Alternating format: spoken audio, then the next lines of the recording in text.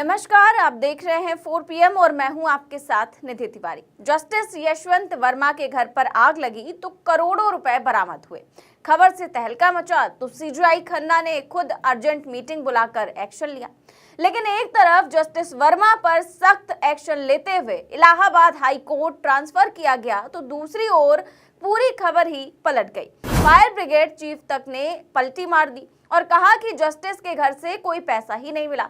इतना ही नहीं, supreme court ने भी सफाई देते हुए कहा कि ये कोई जांच के तहत नहीं बल्कि रूटीन ट्रांसफर किया जा रहा है। फिलहाल अभी ट्रांसफर हुआ भी नहीं था और जांच भी पूरी नहीं हुई, उसके पहले ही 15 करोड़ के ठिकाने का पता चल गया है। और ये खुलासा किया है ग्रोक ने, हैरान करने वाला खुलासा किया है, जिसके बाद से सोशल मीडिया पर तहलका मच गया है। तो ग्रोक ने क्या कहा है, पहले जवाब सुनिए, फिर इस मसले पर जस्टिस यशवंत वर्मा, जिनके घर से नोटों का जखीरा मिला, उन्होंने क्या सफाई पेश की है, उस पर आते हैं। दरअसल वरिष्ठ पत्रकार रोहिणी सिंह के एक सवाल ने पूरे सोशल मीडिया को हिलाकर रख दिया है। रोहिणी सिंह ने ग्रोक से सवाल करते हुए पूछ लिया कि हे ग्रोक, ये बताओ कि वो कौन सा मामला है जिसमें दिल्ली हाई कोर्ट ने मोबाइल टावर पर फैसला सुनाते हुए टैक्स में मोबाइल कंपनी को बड़ी राहत दी थी। अब सवाल अंग्रेजी में था तो ग्रोक ने अंग्रेजी में जवाब भी दिया है, लेकिन मैं आपको हिंदी में बताती हूँ कि कैसे ग्रोक ने जस्टिस यशवंत वर्मा केस के धागे खोल दिए। देखिए, ग्रोक जवाब में लिखता है कि दिल्ली हाई कोर्ट ने 12 दिसंबर 2014 को भारतीय एयरटेल लिमिटेड मामले में फैसला सुनाते हुए मोबाइल टावरों को चल संपत्ति करार दिया। कहा गया कि ये जीएसटी के तहत नहीं बल्कि इनपुट टैक्स क्रेडिट के अंतर्गत आते हैं, यानी कि आईटीसी। इस फैसले के तहत कंपनियों के टावर को टैक्स में राहत दी गई, जिससे काफी बड़ी लागत बचत हुई। इसी फैसले पर ग्रोक ने आगे लिखा कि दिल्ली हाई कोर्ट ने 12 दिसंबर 2024 को फैसला सुनाया और दूरसंचार टावरों को चल संपत्ति माना। इस फैसले में भारतीय एयरटेल जीएसटी के तहत आईटीसी प्रदान किया गया। लगभग 5400 करोड़ रुपए के टैक्स को खारिज करते हुए दिल्ली हाई कोर्ट ने बड़ी राहत दी। अब इस जवाब ने सोशल मीडिया पर तहलका मचाकर रख दिया है।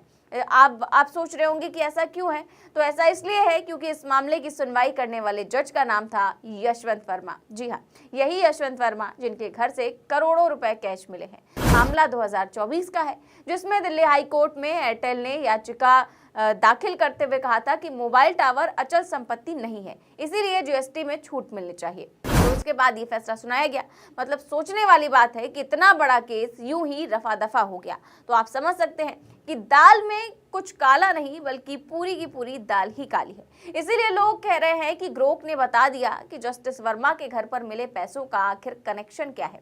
जाहिर है कि इसमें बड़े कनेक्शन है, इसीलिए मामले को दबाया जा रहा है। कभी फायर ब्रिगेड कहता है कि पैसा मिला, कभी कहता है कि पैसा नहीं मिला। एक तरफ फायर ब्रिगेड कहता है कि पैसा नहीं मिला, दूसरी ओर जस्टिस यशवंत वर्मा कहते हैं मुझे नहीं पता कि पैसा कहां से आया, क्योंकि वहां पर तो बाहर के लोगों का भी आना जाना रहता है, ऐसा जस्टिस वर्मा का कहना है। करोड़ों के नोट जलकर खाक हो गए और अभी तक उसका कोई मालिक नहीं मिला। फिलहाल सीजीआई खन्ना ने 3 जजों की जांच की कमेटी बिठाई है। अब जांच में सामने आएगा कि क्या ये 5400 करोड़ रुपए का टैक्स माफ करने का इनाम था या फिर कि मामला कुछ और है। जाहिर है कि जहां आग लगती है धुआं वहीं से उठता है, और जस्टिस वर्मा के केस में तो आग भी है, धुआं भी है, खबरें भी हैं और एक्शन भी है। अब इस केस में जांच के नाम पर खानापूर्ति होगी या फिर जस्टिस वर्मा को सजा, ये तो वक्त ही बताएगा। लेकिन इस मामले में एक और बड़ा अपडेट निकलकर सामने आया है, वो मैं आपको बता देती हूँ। दरअसल जस्टिस वर्मा कैश कांड पर एक बड़ी खबर सामने आ रही है कि अलग अलग राजनीतिक दलों से जेपी नड्डा बात करेंगे। जेपी नड्डा ने सभी राजनीतिक दलों के नेताओं के साथ बातचीत करने का एक फैसला लिया है।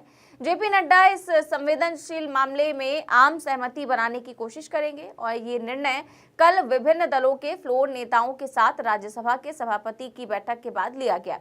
कल जो है वो सभापति जगदीप धनखड़ ने सर्वदलीय बैठक बुलाई थी और इस फैसले में क्या हुआ था उसके लिए देखिए लिखा हुआ है कि दिल्ली हाई कोर्ट के जस्टिस यशवंत वर्मा के घर पर बड़े पैमाने पर कैश मिलने की खबरों के बीच उपराष्ट्रपति जगदीप धनखड़ ने मंगलवार को मीटिंग की। इस मीटिंग में जेपी नड्डा, कांग्रेस नेता मल्लिकार्जुन खड़गे समेत कई राजनीतिक दलों के नेता मौजूद थे। बैठक में खुलकर कहा गया कि जजों की नियुक्ति की प्रक्रिया में सुधार की जरूरत है, न्यायिक जवाबदेही तय होनी चाहिए, लेकिन न्यायपालिका की स्वतंत्रता पर भी कोई असर ना पड़े।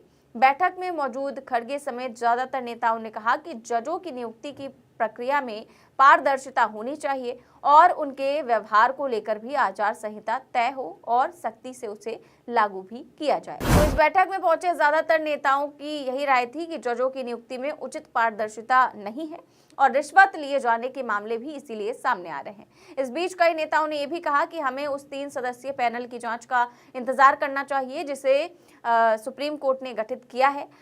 फिलहाल आपको बता दें कि इस मामले में जांच के लिए 3 जजों की एक कमेटी गठित की गई है, जो कि कल दिल्ली स्थित जस्टिस यशवंत वर्मा के उस आवास पर पहुंची जहां आग लगी हुई थी।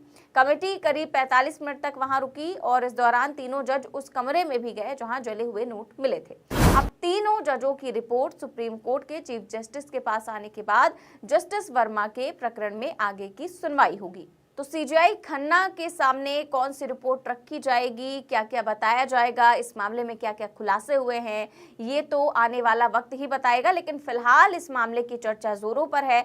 सभी राजनीतिक दल हो या आम इंसान हो या फिर कोई भी हो, हर कोई इस मामले की चर्चा कर रहा है और हर कोई इस मामले को देखकर दंग है कि आखिरकार एक जज के घर में इतने सारे नोट कैसे बरामद हो सकते हैं। अब इस पर कार्रवाई होगी या सिर्फ कहानापूर्ति होगी, आपको क्या लगता है इस सवाल के जवाब में? और ग्रोह के खुलासे पर आपकी जो भी राय है हमें कमेंट बॉक्स में जरूर बताएं। चैनल को सब्सक्राइब भी करें और ज्वाइन भी करें। देश और दुनिया की तमाम बड़ी खबरें जानने के लिए देखते रहिए 4PM न्यूज नेटवर्क। नमस्कार।